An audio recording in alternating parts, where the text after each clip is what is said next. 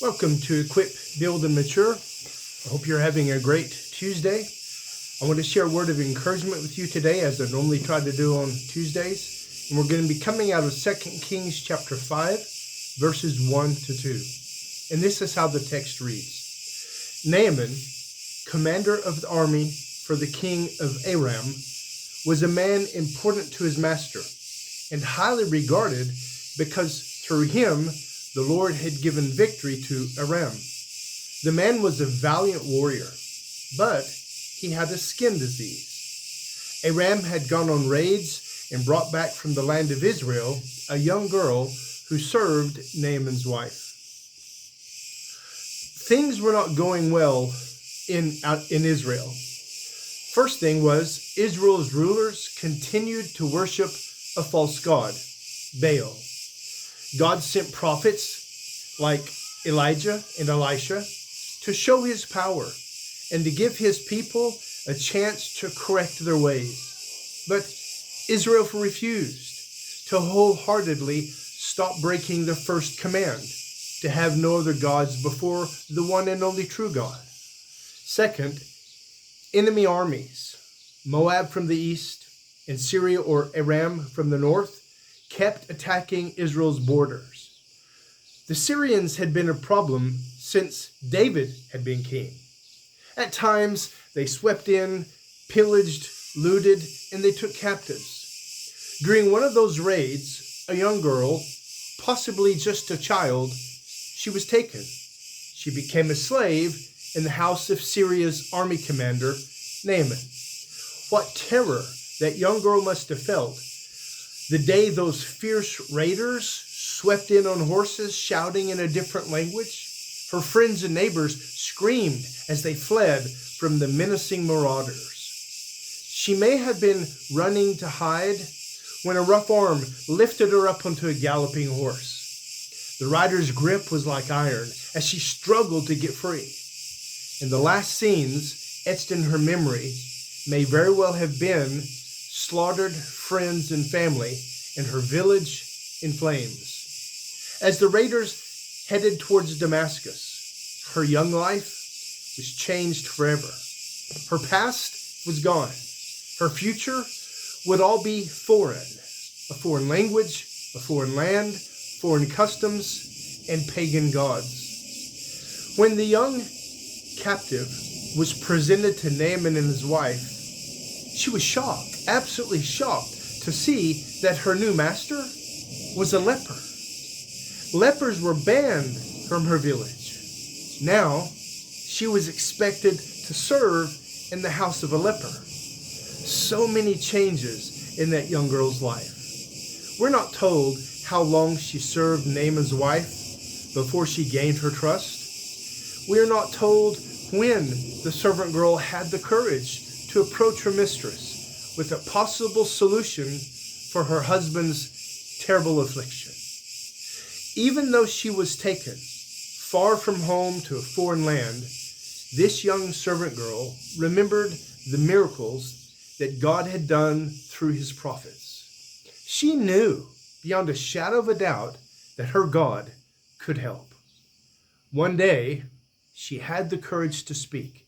In 2 Kings chapter 5, verse 3, it says, she said to her mistress, "If only my master were with the prophet who is in Samaria, he would cure him of his skin disease." Well, Naaman and his wife, they listened. Then Naaman went and spoke to the king. And then the king wrote a letter to Israel's king, Jehoram. And this is what the letter said in chapter 5, verse 6 of 2 Kings. "When this letter comes to you, note that I have sent you my servant Naaman for you to cure him of his skin disease." Well, soon after that, Naaman journeyed to Israel. He took the king's letter, 10 talents of silver, 6,000 shekels of gold, and 10 changes of clothing. Those were appropriate gifts to honor a king. Well, King Jehoram read the letter from the Syrian king, and he tore his clothing. And he asked, "Am I God, killing and giving life, that this man expects me to cure a man of his skin disease?" recognize that he is only picking a fight with me. Well, King Jehoram knew only God could heal Naaman. So Elisha came along, the prophet, and he offered King Jehoram a solution. We read of this in chapter 5, verse 8. It says, Elisha said to King Jehoram, "Have him come to me, and he will know there is a prophet in Israel." So Naaman and his cohort, they drove his chariot to Elisha's house. The prophet sent a messenger to the door with these orders. He didn't even go himself. He sent the messenger. And this is what it said, what he told the messenger to tell Naaman. Chapter 5, verse 10. "Go wash 7 times in the Jordan, and your skin will be restored, and you will be clean." Well, Naaman's hope and willingness were replaced with fury and pride. He had assumed that he would just drive up to this prophet's house and he would heal him immediately. He was definitely not going to wash in some dirty river. The rivers of Damascus were so much cleaner than all the waters of Israel. The commander of Syria's army, he was enraged when he left Elisha's house. But his servants calmed him down, and they convinced him to obey the command of God's prophet. So he went, and he dipped down into the Jordan 7 times. In chapter 5, verse 14 says, "Then his skin was restored and became like the skin of a small boy, and he was clean." So, Syria's brave warrior just experienced at that moment the unequaled, unrivaled power of Israel's God. His leprosy, in a moment, was no more.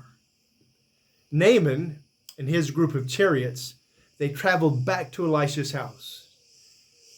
Verse 15 says that he made an amazing statement. Listen to this statement in chapter 5, verse 15. "I know there is no God in the whole world except in Israel." Then Naaman went further and said in verse 17 of chapter 5, "Your servant will no longer offer a burnt offering or a sacrifice to any other god but the Lord."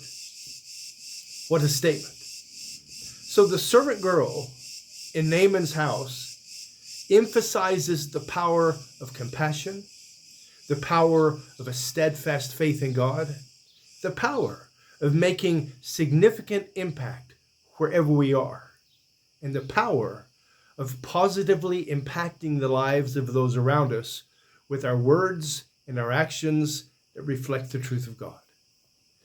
I want to close with this verse, 1 Peter chapter 2, verse 12. Peter wrote to Christians who were enduring some persecution, "Conduct yourselves honorably among the Gentiles, so that when they slander you as evildoers, they will observe your good works and will glorify God on the day he visits." This young servant girl's faith and this young servant girl's courage led a valiant pagan warrior to be healed of leprosy, but even more, to pledge his allegiance to live only for God. Today, I want to encourage you, let her example inspire you in the way you live today. Thanks, guys, for dropping by. Hope you have a great day, and may God continue to bless us as we speak and live courageously for him. Take care.